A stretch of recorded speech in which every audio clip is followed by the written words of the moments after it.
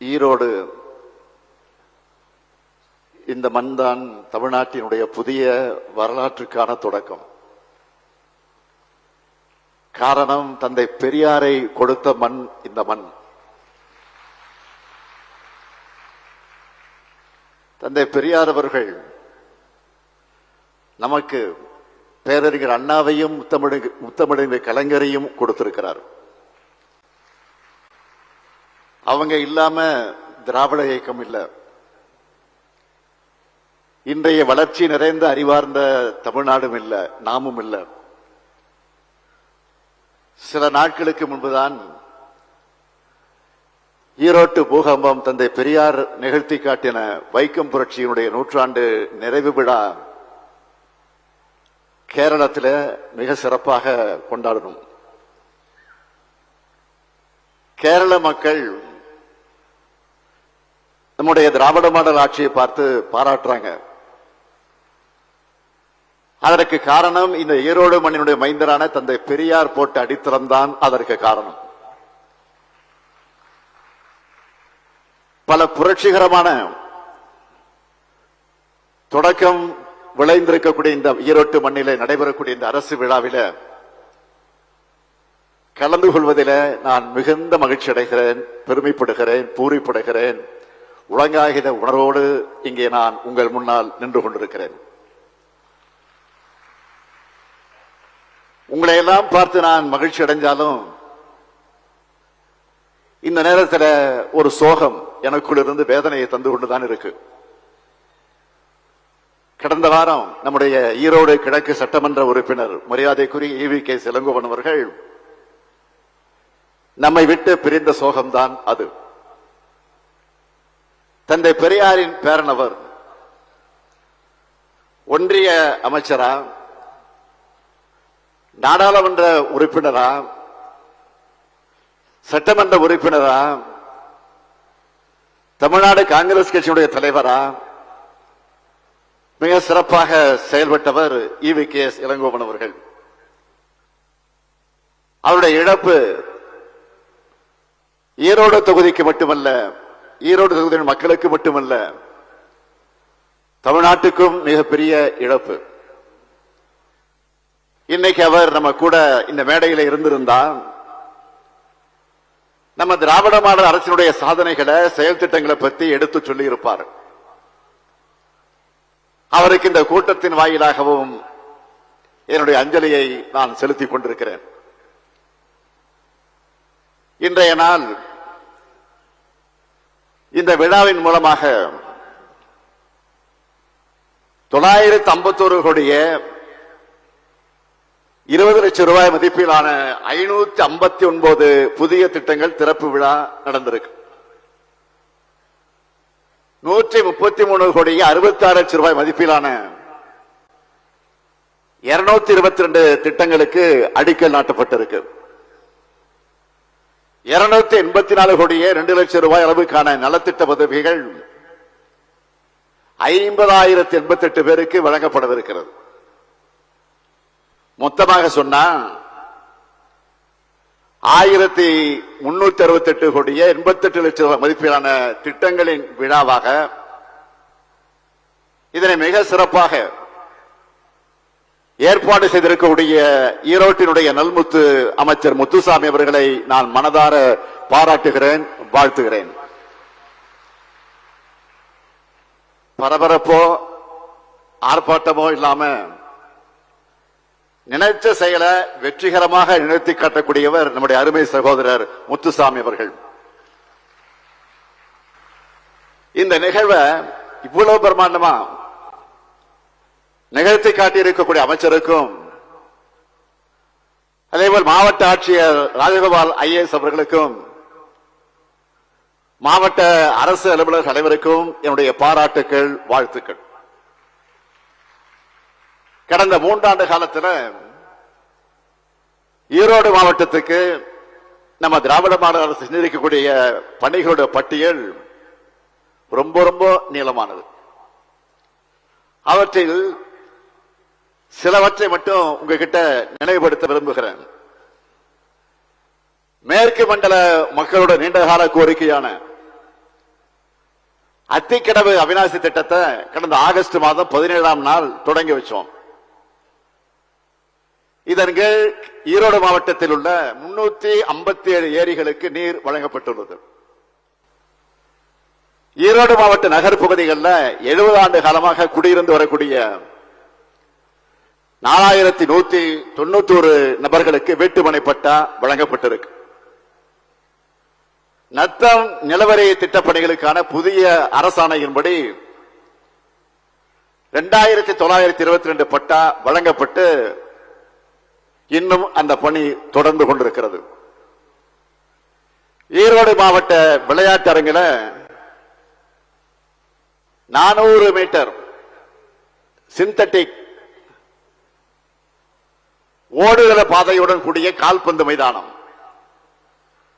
7 கோடி ரூபாய் மதிப்பீட்டில் புனரமைக்கப்பட்டு பயன்பாட்டுக்கு கொண்டு வரப்பட்டிருக்கு. தந்தை பெரியார் மருத்துவமனையில் 80 கோடி ரூபாய் 81 கோடியே 80 லட்சம் ரூபாய் மதிப்பீட்டில் மொத்தமாக சொன்னா 1368 கோடியே 88 லட்சம் ரூபாய் மதிப்பிலான திட்டங்களுடைய விழாவாக இந்த நிகழ்ச்சி நடந்து கொண்டிருக்கிறது.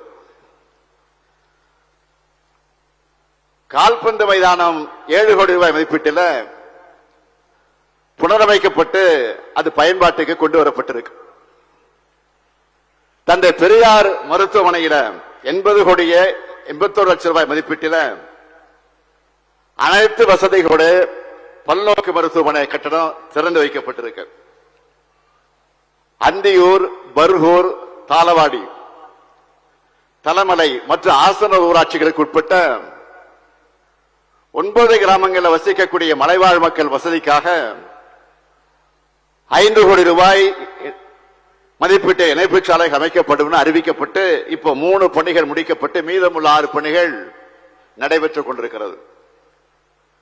மலைவாழ் மக்களோட பொருளாதார மேம்பாட்டு கணக்கில் அந்த அடிப்படையாக கூட தாளவாடி மற்றும் பருகூர் மலைப்பகுதிகளில் 5 கோடியே 64 லட்சம் ரூபாய் மதிப்பீட்டில் தலா 500 மெட்ரிக் டன் கொள்ளளவு கொண்ட குளிர்பதன சேமிப்பு கிடங்கு கட்டப்பட்டு தற்போது உழவர்கள் மற்றும் வியாபாரிகளால் பயன்படுத்தப்பட்டு வருது. 8 புதிய சமுதாய கூடங்கள், புதிய மாவட்ட மைய நூலகம் அமைக்க அடிக்கல் நாட்டப்பட்டிருக்கு. அந்தியூர், சத்தியமங்கலம், தலவாடி வட்டங்கள்ல மலை பிரதேசங்களாக அறிவிக்கப்பட்டு அங்க பணியாற்றக்கூடிய ஆசிரியர்கள் மற்றும் அரசு பணியாளர்களுக்கு மலைவாழ் படி மற்றும் குளிர்காலப்படி வழங்க ஆணையிடப்பட்டிருக்கு. ஈரோடு, கோவி, சத்தியமங்கலம் மற்றும் பெருந்துறை ஆகிய 4 இடங்களில் அறிவுசார் மையம் அமைக்கப்பட்டிருக்கு.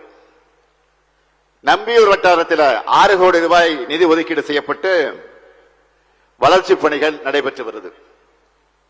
ஈரோட்டில் மஞ்சள் பொது வசதி மையம், காட்டுப்பாளையத்தில் ஜிம்னாஸ்டிக் அரங்கம் அமைக்கப்படவிருக்கு. ஈரோட்டில் தகவல் தொழில்நுட்ப பூங்கா அமைப்பதற்கான இடம் கண்டறியப்பட்டு விரைவில் அங்கு ஐடி பார்க் அமைக்கப்படும். அது மட்டுமல்ல, இன்று சென்னிமல ஊராட்சி ஒன்றியத்தின் நீண்ட நாள் கோரிக்கையான 22 கிராம ஊராட்சிகள் இருக்கக்கூடிய 434 ஊரக குடியிருப்புகளுக்கு 482 கோடியே 36 லட்சம் ரூபாய் மதிப்பிலான கூட்டு குடிநீர் திட்டம் பொதுமக்களுடைய பயன்பாட்டிற்கு கொண்டு வரப்பட்டிருக்கு. ஈரோடு மாநகராட்சி சோலார் பகுதியில் காய்கறி மளிகை சந்தை உள்ளிட்ட பல்வேறு திட்டப்பணிகளுக்கு இன்று தொடங்கப்பட்டிருக்கு. விடுதலை போராட்ட மாவீரர்களான மக்களுக்காக உழைத்த தியாகிகளை தொடர்ந்து போற்றி வரக்கூடிய அரசு நம்முடைய திராவிட முன்னேற்ற கழகத்துடைய அரசு. அதுக்கு அடையாளம் தான் தலைவர் கலைஞர் அவர்கள். தமிழ்நாடு முழுக்க தலைவர் கலைஞர் அவர்களால் தியாகியுடைய திருவுருவச் சிலையும் நினைவு சின்னங்களும் அமைக்கப்பட்டது. அந்த வரிசையில இன்னைக்கு பவானி சாகர்ல உத்தமர் தியாகி ஐயா ஈஸ்வரன் அவர்களுடைய முழு திருவுருவச் சிலையுடன் கூடிய அரங்கத்தை நான் திறந்து வச்சிருக்கிறேன். அதேபோல் 18ஆம் நூற்றாண்டு காலத்தில் ஆங்கிலேயரை எதிர்த்து போராடின தீரன் சின்னமலையுடைய போர்ப்படையிலும் ஒற்றற்படையிலும் தளபதியாக பணிபுரிந்து ஆங்கிலேயர்களால் சுட்டுக் கொல்லப்பட்ட மாவீரன் பொல்லான்.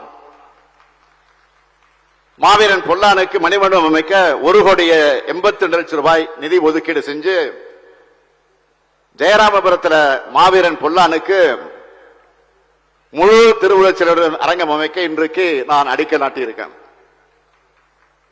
அடுத்து நாட்டின் விடுதலைக்காக தனது இன்னுரை இந்த தியாகி திருப்பூர் குமரன் அவருடைய நினைவை போற்றக்கூடிய வகையில சென்னிமலையில மணிமண்டபம் அமைக்கிற பணிகள் விரைவில் தொடங்கப்பட்டு திறப்பு விழாவும் நடக்கப்பட இருக்கிறது. அதேபோல் இந்த ஈரோடு மாவட்டம் சின்னியம்பாளையத்தில் பிறந்து நாட்டு விடுதலைக்காக பாடுபட்டதோடு தன்னுடைய அயராத முயற்சிகளால் பால் உற்பத்தியை பெருக்கி தமிழ்நாட்டுக்கு வெண்மை புரட்சிக்கு வித்திட்ட பால்வள தந்தை SK பரமசிவன் ஐயா அவர்களுடைய திருவுருவச் சிலை ஈரோடு பால் பண்ணையில நிறுவப்படும் என்பதையும் இந்த நிகழ்ச்சியில் மகிழ்ச்சியோடு நான் தெரிவித்துக் கொள்கிறேன். மேலும் கொழுமணல் தொல்லியல் களத்தின் வரலாற்று சிறப்பை அடுத்த தலைமுறைக்கு கொண்டு போக அருங்காட்சியகம் அமைக்க அறிவிக்கப்பட்டு அதற்கான முதற்கட்ட பணி தொடங்கப்பட்டிருக்கு.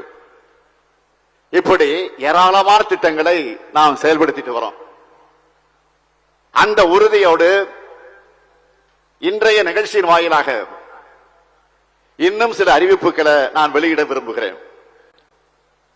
கொடுத்த வாக்குறுதியை நிறைவேற்றுகிற உங்கள் அரசின் முதல் அறிவிப்பாக நாம் சொல்வது ஈரோடு மாநகராட்சி அந்தியூர், கோபி, முடக்குறிச்சி, பெருந்துறை போன்ற பகுதிகளில் இருக்கக்கூடிய சாலைகள் 100 கோடி ரூபாய் செலவில் அது மேம்படுத்தப்படும்.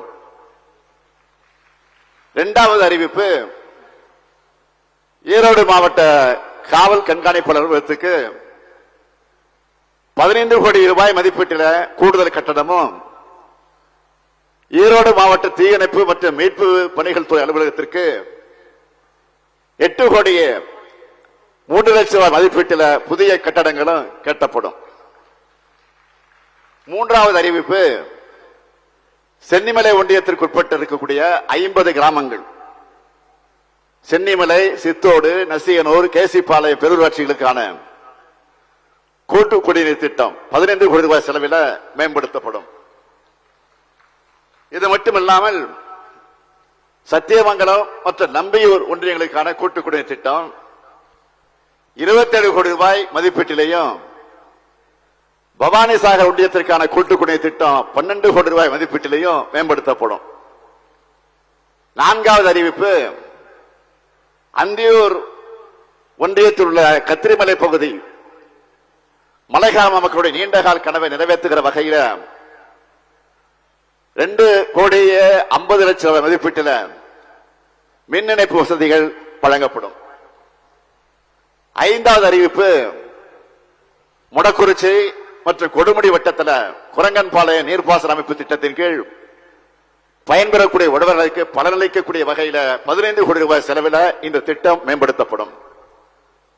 அடுத்து ஆறாவது அறிவிப்பு, உயர்கல்வித்துறையின் கீழ் கொண்டு வரப்பட்டுள்ள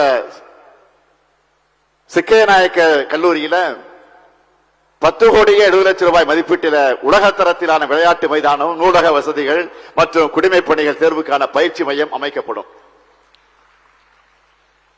ஏழாவது அறிவிப்பு, ஈரோடு மாவட்டத்தில் வாடகை கட்டடத்தில் இயங்கிக் கொண்டிருக்கக்கூடிய 15 துணை சுகாதார நிலையங்களுக்கு 6 கோடி 75 லட்சம் ரூபாய் மதிப்பீட்டில் சொந்த கட்டடங்கள் கட்டித்தரப்படும். எட்டாவது அறிவிப்பு, பவானியில் உள்ள சங்கமேஸ்வரர் திருக்கோயில், கொடுமுடியில் உள்ள மகடேஸ்வரர் திருக்கோயில் மற்றும் வீரநாராயண பெருமாள் திருக்கோயில் பக்தர்களுக்கான வசதிகள் 10 கோடி ரூபாய் செலவில் அமைத்து தரப்படும். இவையெல்லாம் விரைவில் நிறைவேற்றப்படும். வெறும் அறிவிப்புகளை வெளியிட்டுவிட்டு கண்டுகொள்ளாமல் போகிற முந்தைய அரசு இல்லை இது. சொன்னதை செய்வோம் செஞ்சு காட்டின முத்தமிழர் கலைஞர் வழியில் நடக்கிற உங்க ஸ்டாலினோட திராவிட மாடல் அரசு இது. நேற்று நான் ஈரோட்டுக்கு வந்தவுடனே இந்த மாவட்டத்தில் நடந்து கொண்டிருக்கக்கூடிய பணிகள் என்னென்ன என்பதை ஆய்வு செய்வதோடு மாவட்ட ஆட்சியருடன் பல்வேறு நலத்திட்டங்கள் குறித்து ஆய்வு செஞ்சேன். அது மட்டுமல்ல, இன்றைய நாளேடுகள் நீங்க பாத்தீங்கன்னா தெரியும், முதல்வரின் கவனத்துக்கு என்று சில பிரச்சனைகள் தலைப்பு போட்டு அதுல கட்டுரையாக எழுதியிருந்தாங்க. அதை இப்போ மாவட்ட ஆட்சியிடம் கொடுத்து கவனிக்க சொல்லி இருக்கிறேன். இப்படி தொடர்ந்து ஆய்வு பணிகள் ஈடுபட்டு மக்களுக்கான நலத்திட்டங்களை செயல்படுத்திட்டு வரோம். நேற்று நடந்த ஆய்வு கூட்டத்தில் நம்ம அரசோட நலத்திட்டங்களை பயனடையக்கூடிய தகவல்களையும் மாவட்ட ஆட்சியிடம் வாங்கி பார்த்தேன். அந்த தகவல் எனக்கு பெருமையாகவும் மலைப்பாகவும் உண்டாச்சு, ஆச்சரியமா இருந்துச்சு. இவ்வளவு செஞ்சிருக்கிறோமா? நம்ம திராவிட மாநில அரசுடைய முத்தாய்ப்பு திட்டம் கூட கேட்டு அவைகளெல்லாம் நான் முழுமையா சொல்ல நேரம் இல்லை. டேட்டாவோட மட்டும் சுருக்கமா உங்ககிட்ட நான் பகிர்ந்துக்க விரும்புகிறேன். பெண்களோட பொருளாதார விடுதலைக்காக நம்ம அரசு கொடுக்கிற கலைஞர் மகளிர் உரிமை திட்டம், அந்த திட்டத்தில் இந்த மாவட்டத்தை பொறுத்த வரைக்கும் 4,90,000 மகளிர் மாதந்தோறும் 1000 ரூபாய் உரிமை தொகை வாங்குகிறாங்க. அதே போல பள்ளிக்கூடங்களுக்கு சுவையான சத்தான காலை உணவு வழங்கக்கூடிய திட்டத்தில் 46,355 மாணவர்கள் வயிறார சாப்பிடுறாங்க. மாணவியுடைய உயர்கல்வி கனவுக்கு உறுதுணையா இருக்கக்கூடிய புதுமை பெண் திட்டத்தில் 10,000 மாணவிகள் மாதந்தோறும் 1000 ரூபாய் வாங்குகிறார்கள். அதேபோல் மாணவர்களுடைய உயர்கல்விக்கு துணை நிற்கக்கூடிய தமிழ் புதலும் திட்டத்தில் 12,407 மாணவர்கள் மாதந்தோறும் 1000 ரூபாய் வாங்குறாங்க. மாணவர்களின் திறனை மேம்படுத்துற நான் முதல் திட்டத்தில் மட்டும் 1,00,000 மாணவர்கள் பயன்பெற்றிருக்காங்க. கடந்த 3 ஆண்டுகள்ல 67 வேலைவாய்ப்பு முகாம்கள் நடத்தப்பட்டு பல்வேறு நிறுவனங்கள் மூலமாக இதுவரை 7,630 நபர்களுக்கு வேலைவாய்ப்புகள் கிடைச்சிருக்கு. நேற்று நான் மக்களை தேடி மருத்துவ திட்டத்தில் 2 கோடியாவது பயன்களுக்கு மருந்து பெட்டகம் வழங்கினேன். அந்த திட்டத்தின் மூலம் இந்த மாவட்டத்தில் மட்டும் 6 லட்சம் பேருக்கு சிகிச்சை அளிக்கப்பட்டிருக்கு. அது மட்டுமல்ல, மாவட்டம் முழுவதும் 39,762 பேருக்கு வீட்டுமனை பட்டாக்கள் வழங்கப்பட்டிருக்கு. அண்ணல் அம்பேத்கர் தொழில் முன்னோடிகள் திட்டத்தில் 1,528 பேருக்கு வங்கி கடன் வழங்கப்பட்டிருக்கு. 78,235 உழவர்களுக்கு 3,484 பயிர்கடன் 84 கோடி ரூபாய் பயிர்கடன் வழங்கப்பட்டிருக்கு. அடுத்த பட்டியல மாவட்ட உட்கட்டமைப்பு திட்டங்கள். அது என்னன்னு கேட்டீங்கன்னா, நெடுஞ்சாலைத்துறை சார்பில் மட்டும் இதுவரை 80 கிலோமீட்டர் நிலப்பட சாலை பணிகள் 1000 கோடி ரூபாய்க்கு மேல் முடிக்கப்பட்டு பயன்பாட்டுக்கு கொண்டு வரப்பட்டிருக்கு. கடந்த 3.5 ஆண்டுகள்ல 73 பாலங்கள் கட்டக்கூடிய பணிகள் 201 கோடி ரூபாய் மதிப்பீட்டுல தொகையில மேற்கொள்ளப்பட்டு இதுவரை 71 பாலங்கள் கட்டி முடிக்கப்பட்டு பயன்பாட்டுக்கு கொண்டு வரப்பட்டிருக்கு. மீதமுள்ள பணிகளும் நடைபெற்றுக் கொண்டிருக்கிறது. 75 திருக்கோயில்கள் குடமுழுக்கு நடத்தி முடிக்கப்பட்டிருக்கு. இப்படி தொடர் திட்டங்களை தருகிற காரணத்தால் தான் மக்களாகிய நீங்களும் எங்களுக்கு தொடர் வெற்றிகளை தந்து கொண்டிருக்கீங்க. இது கடந்த கால ஆட்சியாளர்கள், அதாவது இப்போ எதிர்க்கட்சியா இருக்கிற அவங்க இந்த வெற்றிகளை தாங்கிக் கொள்ள முடியல.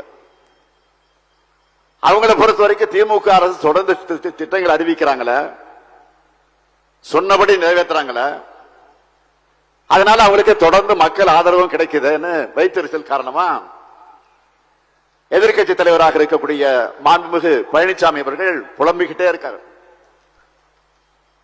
ஒரு எதிர்கட்சி தலைவர் ஆளுங்கட்சியை விமர்சிக்கலாம், தவறு கிடையாது. நியாயமான புகார்களாக இருந்தா சொல்லலாம். ஆனா திமுக ஆட்சி மேல குற்றம் சாட்ட எதுவும் இல்லாதம, எதுவும் கிடைக்காம பொய் சொல்லக்கூடாது. பழனிசாமி என்ற தனிநபரா அவர் பொய் சொல்லல, எதிர்கட்சி தலைவராக சொல்றார். அது அவர் வைக்கக்கூடிய பதவிக்கு அழகல்ல. அண்மையில் ஏற்பட்ட பெஞ்சல் புயலால் யாரும் எதிர்பார்க்காத அளவுக்கு மழை பொழிவு இருந்துச்சு. தக்க முன்னெச்சரிக்கை நடவடிக்கை எடுத்து அதை நாம் எதிர்கொண்டோம். பல லட்சம் மக்கள் உயிரை காப்பாற்றி இருக்கிறோம். மழை தொடங்கியவுடன் துணை முதலமைச்சரையும் அமைச்சர்களையும் அதிகாரிகளையும் களத்துக்கு அனுப்பின. மாவட்ட ஆட்சியர்கிட்ட தொடர்ந்து நானே தொலைபேசியில் பேசினேன். மாநில அவசரகால செயல்பாட்டு மையத்துக்கு அடிக்கடி சென்று அரசு செயலாளருக்கு அறிவுறுத்தல்களை வழங்கின. அது மட்டுமல்ல, அதிக அளவுக்கு பாதிப்புக்கு உள்ளான விழுப்புரம் மாவட்டத்துக்கு, கடலூர் மாவட்டத்துக்கு நானே நேரில் சென்று உதவிகளை செஞ்சேன். இரவு பகல் பார்க்காம அரசு இயந்திரம் பணி செஞ்ச காரணத்தினால ஓரிரு நாட்கள்ல பாதிப்புகள் இருந்து மக்களை நாம் மீட்டோம். அத்தோடு மழைக்கு பிறகு என்னென்ன பணிகள் செய்யணுமோ அதையெல்லாம் துரிதமாக செஞ்சு நாங்கள் இன்னும் வரைக்கும் தொடர்ந்து செஞ்சுக்கிட்டு இருக்கிறோம். நிவாரண தொகையில வழங்கிட்டு இருக்கிறோம். ஒன்றிய அரசினுடைய நிதி கூட வருதா வரலையா என்பதை பத்தி காத்திருக்காம கவலைப்படாம மாநில அரசே உடனடியா இது எல்லாத்தையும் செஞ்சு கொடுத்துட்டு இருக்கோம். இதை பார்த்து பொறுத்துக் கொள்ள முடியாம இட்டுக்கட்டண கற்பனை குற்றச்சாட்டை எதிர்கட்சி தலைவர் திரு பழனிசாமி அவர்கள் இன்றைக்கு சொல்லிக் கொண்டிருக்கிறார். சொல்லுகிறார், முன்னெச்சரிக்கை செய்யாம சாத்தனூர் அணையை திறந்து விட்டாங்கன்னு ஒரு பொய்ய பரப்பினார். ஆனா உண்மை என்ன?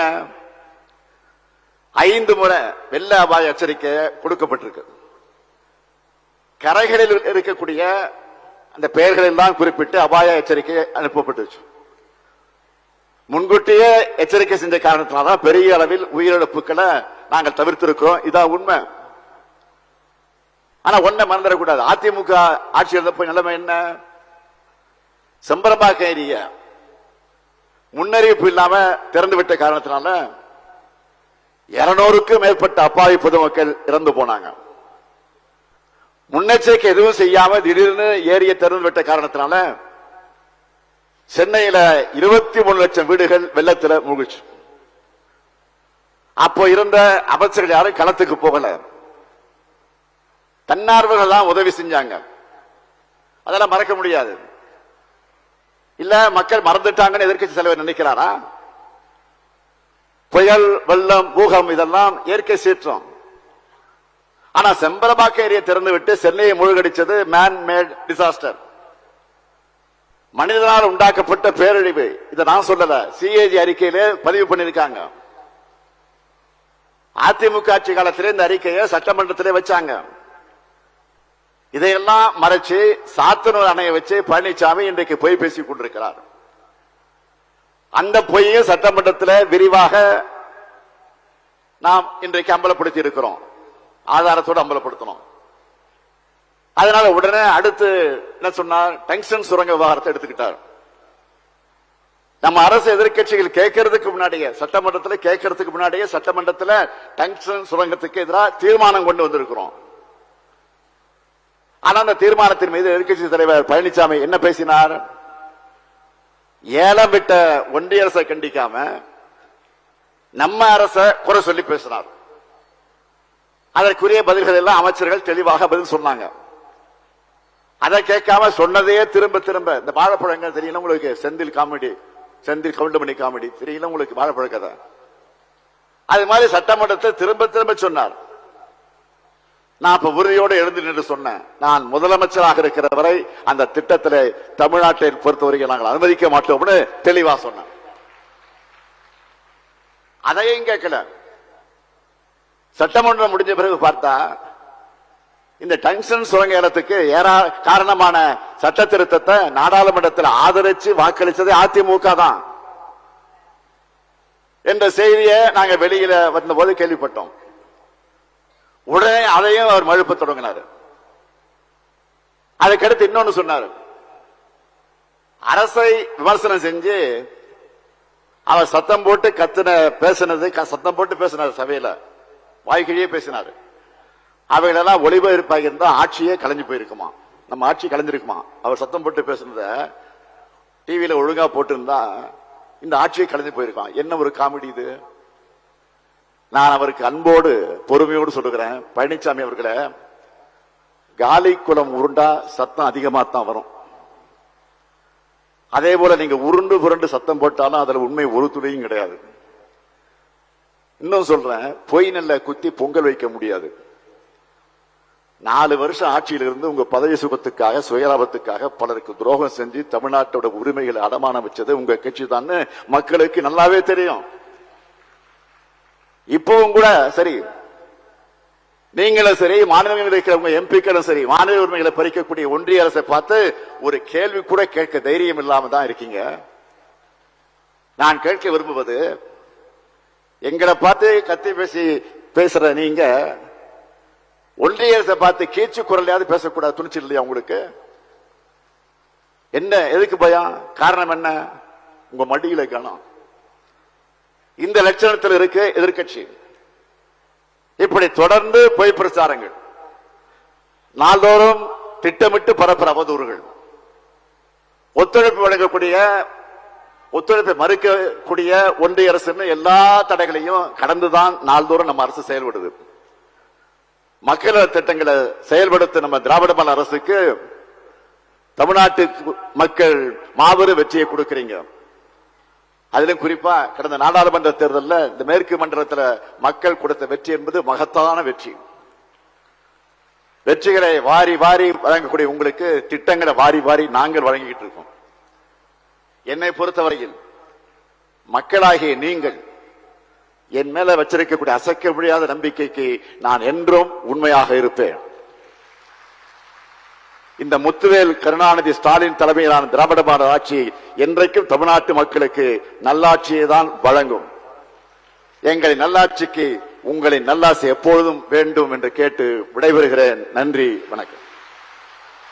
உங்கள் ராசியின் டிசம்பர் மாத பலன்களை மிக துல்லியமாக தெரிந்து கொள்ளலாம். மயிலாடுதுறை வளைகுடியில் வழங்குபவர் RK பானு.